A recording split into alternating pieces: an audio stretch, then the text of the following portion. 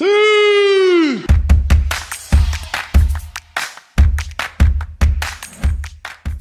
Yes, people, welcome back to 1894 for a brand new transfer video. We're into the last week of the transfer window. Let's get into what's happening.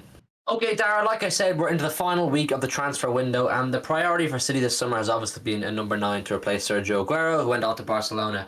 And we've not done that up to now. We've put all our eggs essentially into the Harry Kane basket. We put some sort of a bid in. I think it was reported to be 100 million. But yesterday I saw that someone saying it was actually 75 million plus 25 add-ons during the Euros to see would that be enough to get the Tottenham to negotiate. That was shut down pretty quickly. The stance Daniel Levy has held the whole summer is that we're not selling him. We're determined not to sell him. Only an amazing offer would make me even willing to negotiate with you for him. City reportedly put in a £125 million offer. That wasn't confirmed, but some people were saying it. Levy wanted nothing to do with that. Then Kane sacked his agent, which is his brother, Charlie Kane, or told him to take a backseat anyway, and brought in a new PR team to get the thing sped up, to try and get the deal over the line, because time is ticking. He missed their first game of the season. He came on as a sub against Wolves in the weekend, and we don't know, is he going to play in the European game on Thursday? I'd say he'd rather not.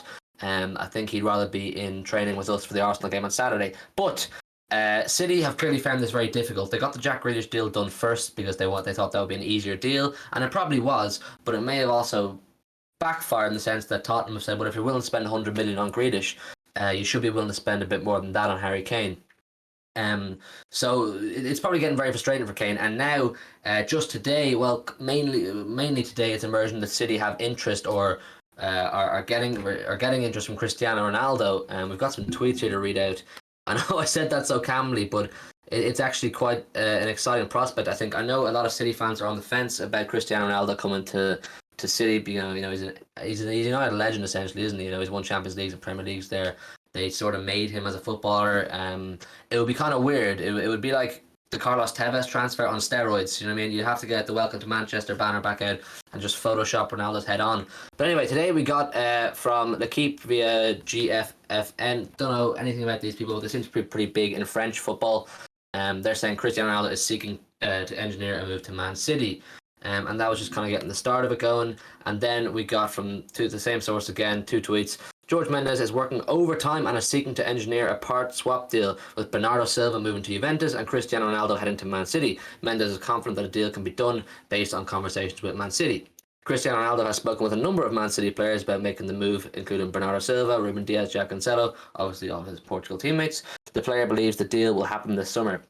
Now, these are obviously very interlinked. I spoke for the first few minutes about Harry Kane there, and then I brought you on to Ronaldo, and you're probably saying, why am I talking about these but we're not having a conversation? Well, it's because they're very interlinked. City, in my opinion, are putting the pressure on Daniel Levy by allowing this Cristiano Ronaldo sort of news to be out in the public.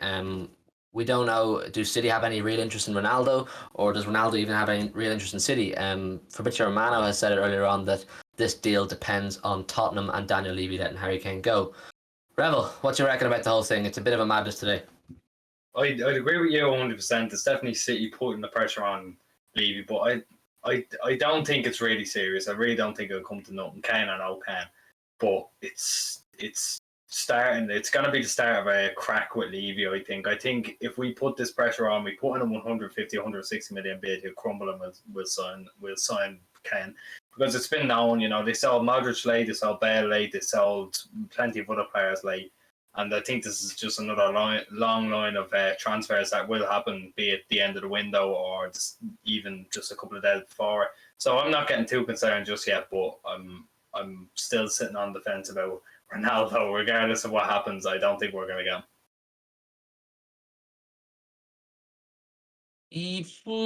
I don't know if it's that we're not going to get him. I think there is some element of truth behind that if City do feel Levy's simply just too difficult to deal with and it's not going to happen, that City do go for Ronaldo, because let's bear in mind, he is, whether you like it or not, one of the best players to ever play football. The argument between Messi and Ronaldo is down to the individual, what they think. But he is one of the best goal scorers of all time, and he's still in a position where he can score goals. And Pep might be saying, if I can put him in the number 9 role and tell him he doesn't need to do much running, just get the ball at his feet, use his height, get his head in the ball, he'll score a fair few goals.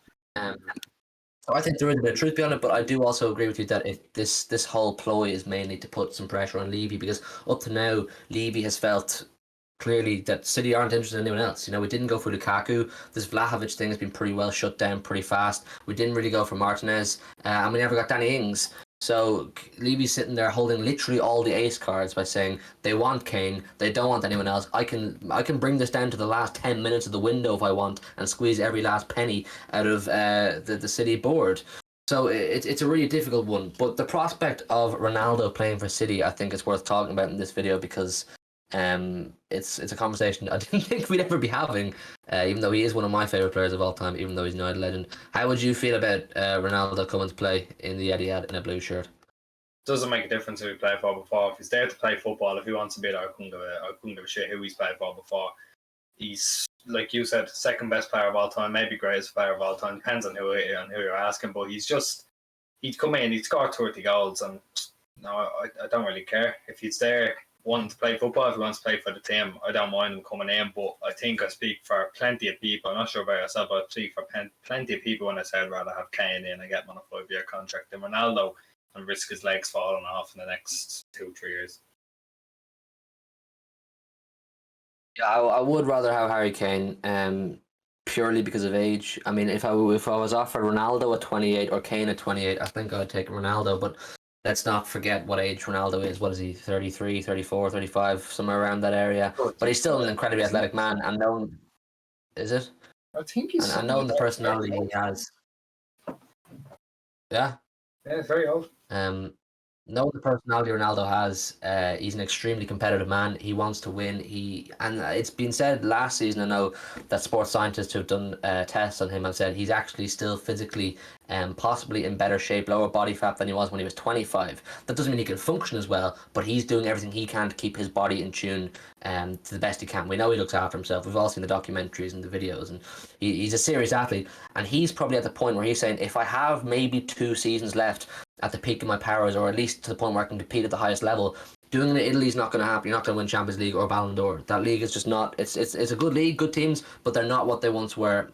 And playing for Juve, he's not going to win the top trophies, and he's not going to win the individual honours that we know he loves. Same with La Liga. If you went back to Real Madrid, which there was talk about a few weeks ago, he's not going to win Champions League there in the remaining time, and he won't win Ballon d'Or. He clearly views the Premier League, which right now is the greatest league in Europe, as the best place to get his individual honours, which we know he loves that Ballon d'Or, as well as winning possibly a Champions League or a Premier League in his remaining years. So I do believe that him and his agent trying to, or seeking to, engineer a move to City, I do believe truth in that. I do, and I think Ronaldo is pretty excited by the prospect of playing under Pep and beside Kev and Grealish and whoever else is there, because he can get a shed load of goals and possibly win trophies. But I do still stand firmly on the side of the fence where I want Harry Kane. Long term, or longer term, I should say, Harry Kane would be an answer for us before we go to look for maybe a 10-year time strike or whatever. I don't know, but this is definitely an interesting one. I think there's it's a big game of poker going on between City, Ronaldo's agent now, and Daniel Levy, and it's just going to be who crumbles first. But if you're asking for honest opinions, I'll ask you for yours now in a second as well, Dara. My honest opinion is we will get Harry Kane. I'm not saying it's going to happen tomorrow or the next day. It could literally go down to, like I said a few minutes ago, the last 20 minutes of the window. I think we will get Harry Kane. I don't think Levy's stupid enough to decline a £150 million bid for a player that doesn't want to be there. And I think he also realises that it's the right thing to do, Marty, to let a club legend go on and achieve what he deserves to achieve. I think City will come in with a bid. And just before I ask you your opinion, the reason I do think it's taken so long to manufacture this bid is because a bid of this magnitude, you don't just type it in on the computer and send that. You have to go to your finance team and ask them, how can we make this bid happen? How can we manufacture it? How will it affect us? Can we put in this bid?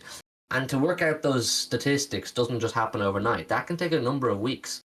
So it's a tricky one, but I think it'll happen. I do think it'll happen. Dar, what do you reckon? See, I'm not 100% sure, but I do think we will. It's been said now the last, 2-3 weeks, we're preparing another bid. Like you said, it's not going to happen like straight away. You're going to have to work it all out. But I do think we'll end up be a crumbling or panic or whatever, and I do think we'll put in enough money. I think it'll be 150, 160 million. A lot of it in add-ons as well. They're going to have to decide what they want in add-ons, what they want in actual just cold hard cash up front. But I do think we will get it accepted, and he should be there by the end of the week, by the end of the window. But that's just pure speculation. And if it doesn't happen, then we can't keep relying on people. We can't keep relying on the false nine. We can't keep relying on Jesus to turn up every week because it's not going to happen. And we could be in dire trouble if we don't get a striker. So I hope it gets over the line because I can't see us winning everything. I can't see us winning the Champions League without one. So I think that'll click in the mind of be it Calderon, be it like Tiki, however much. That's gonna happen. They're gonna go, right, we need this done. We're gonna get Harry Kane. Hopefully, that's what they think anyway. Just to finalise that, I don't think City would allow this to go on this long and not give us some clarity on whether it's going to happen or not, or whether they pulled out or not. We would have seen multiple alternatives names being thrown around. I think City still feel they can get this done, and I am confident in the board when they feel they can get something done. So that I feel confident. I think it's going to happen. I back the board. They've done well up to now, and I don't see why not. Whether he's available to play against Arsenal on the weekend, that would just be a luxury if he was able to. But it doesn't really matter more than the firepower to beat Arsenal on the weekend, which we will do a preview for, of course. Whoever's in the watch along for that game will do the preview. Myself and Dara will be at the game, so we won't be on the watch along. But let us know your thoughts on the Ronaldo situation and, of course, the Kane situation as well down below in the comments. It's a tricky one, and it's probably getting very tedious for everyone. I'm pretty sick of it myself. I remember doing videos on this weeks and weeks and weeks ago now, so I just like some sort of a climax to it. Leave a like on the video as well. Let's see if we can hit like 20 likes or something. It'd be absolutely fantastic. We should start hitting some like goals now. I think we've enough subscribers to do so. We're on the road to 400 subs. Please help us out in that front. And we will see you with some content for the Arsenal game, or possibly a here we go moment. Good night. God bless.